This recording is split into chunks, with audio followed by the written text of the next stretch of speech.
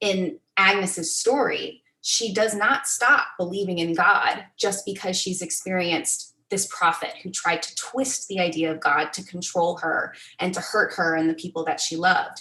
She hangs on to that. It's difficult. She hangs on to it, and she has to, in the end, sort of forge her own connection with her sense of what God is and what God needs from her. And I don't think that she necessarily would have been able to survive the story if she hadn't done that. But it was like, when I wrote it, there was a version where she swept it all under the rug, and it was empty for her, and it was frightening, and it wasn't enough. She needed that to sustain herself. And so to me, part of Agnes's strength was really that she didn't throw out, the baby with the bathwater. She knew that this was an important thing for her, and she was able to find her own more healthy way to have that spiritual connection that she as a person just really needed. She's just a character with an acute sense of spirituality and need for spirituality. And I'm sure there's, a spectrum of needs for people who needs it, and to what extent. And Agnes was not going to be the same person. She could not be the true believer on one page and then believe in nothing on the next page. She had to find something else or create something else to believe in. Well, in all fairness, in the case of Agnes, there are extenuating circumstances. I don't know how much we want to talk about the prayer space, but she does have a direct connection to some spiritual abilities. She does. Yeah, Agnes, there's a way in which it's also a superhero story, and her sort of superpower is her spiritual connection to what she calls the prayer space, or what she used to call the prayer space before sort of her community basically told her, no, like, you can't have this direct connection with God because only the prophet is allowed to have that connection.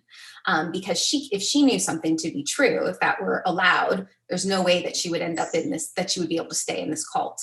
So she does have this, very special spiritual sense.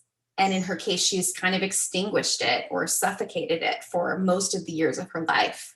And that's right. That's, when she gets on the other side of it, that's kind of what roars up and is there for her later.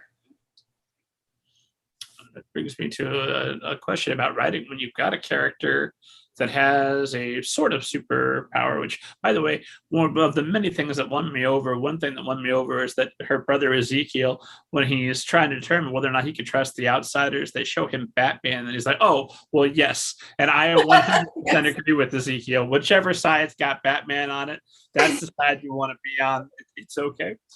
But when you're dealing with a character like Agnes, who has a spiritual power and more, who has every reason to believe that God is acting and is acting hopefully on her behalf, how do you navigate that without killing your suspense, while keeping the threat to Agnes very real? Yeah, that was very, very tricky. And I did a lot of reading into like various types of religious texts, because you're right. Like, if you know in advance too much that you're the chosen one, like in whatever sort of supernatural structure we're in, like if Luke Skywalker knew that the Force was always going to protect him, we would not have a story. And we also, though, wouldn't have a Luke Skywalker, because you wouldn't have the type of courage that he needed to be his own hero in that story. So for Agnes, and for the way I sort of conceptualized it, and I don't want to sort of tread on too much on any sort of real religious belief or thinking, I'm not a preacher, but just, it was always a test. So yes, she had access to this communication line. She had access to power, to this superpower. But there's a hint that maybe the prophet did too, and he abused it. And by failing the test, he lost that connection. So for Agnes, it's, yes, you have this connection now, but if you choose the wrong path, if you make the wrong step, it's something that can be lost. And so that's where she still needs all of her courage and all of her bravery to keep going forward.